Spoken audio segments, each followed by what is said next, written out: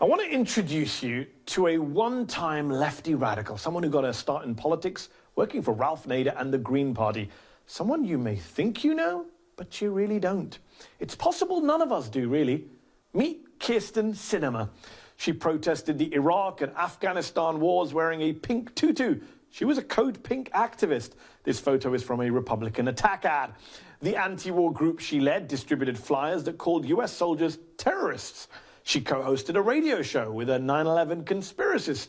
Then in the Arizona legislature, she became, in her own words, a bomb thrower, calling out her Republican colleagues just about daily. But that didn't get her anywhere. So she soon dialed back her approach, she says, meeting Republican lawmakers in what she would call the middle. Elected to the House of Representatives in 2012, the first openly bisexual member of Congress and first atheist, she was known as a moderate, a blue dog, a fiscal conservative. She was described in the media as unfiltered, precocious, high energy, happy, fun. As a United States Senator elected in 2018, she's become known for, among other things, her brightly colored wigs. But it's her voting record and her stance on key Democratic issues that's really drawing attention now. This is Senator Sinema voting against including a minimum wage increase in the pandemic stimulus bill that passed on Saturday.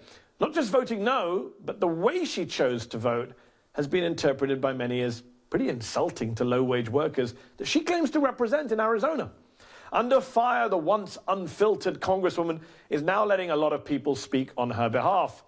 Senator Sinema turned down a recent interview request from The Atlantic's Russell Berman, but gave him a list of her colleagues he could talk to instead, including Freedom Caucus Chair Andy Biggs, the right-wing Republican House member, who tried to overturn Arizona's election result and denies allegations from the event's organizer that he helped to plan the January 6th Stop the Steal rally. Biggs compares Sinema's political acumen to Trump's, calling her the most skilled political figure he knows. Not helping, Andy. Not helping. As for getting Sinema to change her mind on ending the filibuster, conservative Republican Senator James Langford warns, good luck with that. He says that when she sets her mind on something, she locks into it. So, what has she set her mind to now? Well, reinventing herself as a so-called moderate has been very good for Kyrsten Sinema's political career. She has evolved from anti-war activist to backbench state lawmaker to wielding immense power, along with Joe Manchin, as a key Senate swing vote. But what about the Democrats she represents? What about the more than 800,000 Arizonans who work for less than $15 an hour? Joe Biden's agenda depends on the Senate, on being able to pass an up-down vote with a simple majority, 50+1. There was another Arizona senator who burnished their image as a self-described straight talker, even emblazoning on the side of a bus someone who was perceived as doing things their own way, even if their voting record often told a very different story. Is Kyrsten Sinema being a pragmatist as she blocks reform of the Senate and potentially cripples her own party's legislative agenda? Or is she merely reinventing herself again, trying to be Arizona's new maverick? For more on this, I'm joined by political activist Ezra Levin, co-founder of the national progressive grassroots group Indivisible, one of 40 groups that wrote an open letter to Senator Sinema asking her to reverse her support of the filibuster. Ezra, thank you for coming on the show. Let's talk Sinema, Arizona. What is Indivisible doing specifically to convince Senator Sinema to change her mind on the filibuster or on the minimum wage and pretty much the rest of Joe Biden's agenda? Yeah, great to be here, Mehdi. So I think we actually know exactly who Kyrsten Sinema is. She's a politician. And, you know, I'm a former congressional staffer. I would say this about the best of the members of Congress and the worst of the members of Congress. They're going to wake up every morning with one thing on their mind. And that thing is, how am I going to get reelected? How am I going to get reelected? Kyrsten Sinema knows that she's got to get reelected in 2024. And what's the secret to doing that? She's got to convince her constituents that she's one of the good folks in Congress. That's what she's got to convince them of. Now, that means for a member of Congress, they spend a lot of time going back home, trying to convince their constituents, look, I'm up in D.C. working for you. I'm going to get this done for you. Look, all those other folks in Congress, I don't know, but I'm going to help you out. And so what is the tool that folks interested in her positions have at their disposal? Well, if they're billionaires or they're corporations, they got money, they got donations, they can give them that. That's not what we're talking about, though. The tool at our disposal is constituent power. It is pressure on the ground, authentic Arizonan voices pushing Sinema in the press, publicly, at her offices to change her position. So yeah, she gave a thumbs down on the floor of the U.S. Senate. That was a big middle finger to 800,000 plus working Arizonans and millions more across the country. What we've seen across the 60 or 70 local indivisible groups that are spread across every single congressional district in Arizona is they are pissed off at that vote. Excuse my language. They are absolutely angry beyond belief that she would go and do that. And so what they are doing is they're applying pressure. They're trying to convince her to actually represent them. So question for you, Ezra. Obviously, politicians want to get reelected.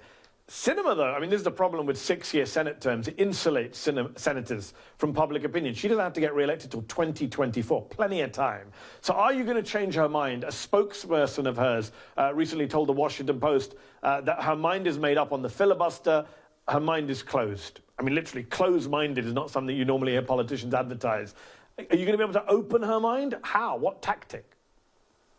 So here's the thing, and you said this yesterday. I thought it was really spot on, that the idea of never, the idea of permanence among members of Congress or any elected official, it's not real. The fact of the matter is, I would say this right now, we don't yet have the votes to pass a $15 minimum wage. We don't yet have the votes to eliminate the filibuster. But that's why you change the political realities on the ground to get those votes. And the tool that we have to use, the tool that actually works, and we've seen it again and again and again, is you have organized constituencies on the ground that are making that public push that can shift opinion. Now, I don't know exactly ultimately how or when she is going to change her position. What I do know is that if you apply that pressure day after day, week after week, ultimately she is going to face a choice. On the one hand, it's going to be a vote to save the democracy, to pass the For the People Act, to pass the John Lewis Voting Rights Act, to pass D.C. statehood. That's on one side. And on the other side is, do I stand with Mitch McConnell? And when that choice is presented to her, and she's got hundreds of thousands of Arizonans focusing on that decision, I can't guarantee you she's going to make the right choice, but that's the clear, stark choice we're setting up so that ultimately when she does make that vote, her constituents will know, and she knows her constituents will know. That's important. And to do that, you can't snap your fingers. You can't just make it happen. That requires grinding out the work day by day, week by week. So I was on a call with Indivisible groups just a couple weeks ago. I spoke to about 150 local leaders from across the state of Arizona. Immediately after that call, they filled up the voicemail boxes of all of her district offices in Tucson, in Phoenix, and in D.C., calling on Sinema to eliminate the filibuster and save democracy. That's one small act, and we're seeing these types of small acts day after day in Arizona. That's the victory. And I saw Senator Sinema write letters, which have been released on Twitter online, to her constituents, trying to justify her support for the filibuster. I don't think she'd be doing that unless she wasn't feeling pressure. So I think you're right to highlight that role. I mean, and you're also right to bring up the For the People Act and the John Lewis Voting Rights Advancement Act, because she says she supports this legislation, but you can't get it through because of the filibuster that she also supports. So there has to be a moment, as you say, where she's put on the spot. Do you support voting rights reform or do you support a filibuster? What's fascinating me, and I wonder if you can help me out, Ezra, what is driving her in her head? Because in 2014, she was for raising the minimum wage. She tweeted it was a no-brainer. So what is this shift about? Is it pragmatism? Is it ideology? Is it ignorance? I mean, what is it? Because some people say, oh, Sinema knows Arizona. You know, you got to let her deal with Arizona. And yet her fellow Senator Mark Kelly, Arizona senator, voted for a minimum wage. Joe Biden won Arizona with a $15 minimum wage. So it's not necessarily if she votes for this, she loses her seat, a la Joe Manchin. So what is driving it? Yeah, and first of all, I don't think Sinema is any dummy. She succeeded incredibly in politics, coming from where she did and the levels of power that she's risen to.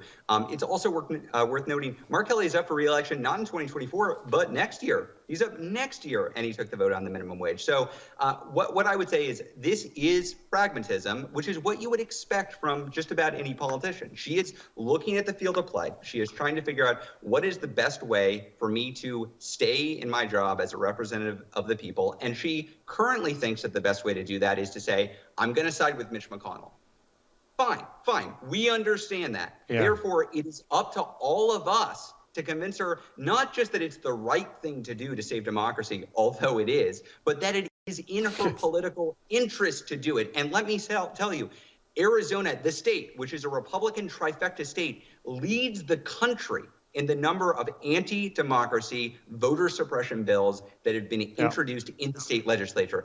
These are bills that are going to disenfranchise the very voters that she is going to rely on in 2024. Now, there is a solution to that state-level onslaught against democracy. It's called the John Lewis Voting Rights Act. It's called the For the People Act, and she's got to get behind it. Whether or not she thinks that it's the right thing to do, even though it is, she's got to get behind it because it's in her interest.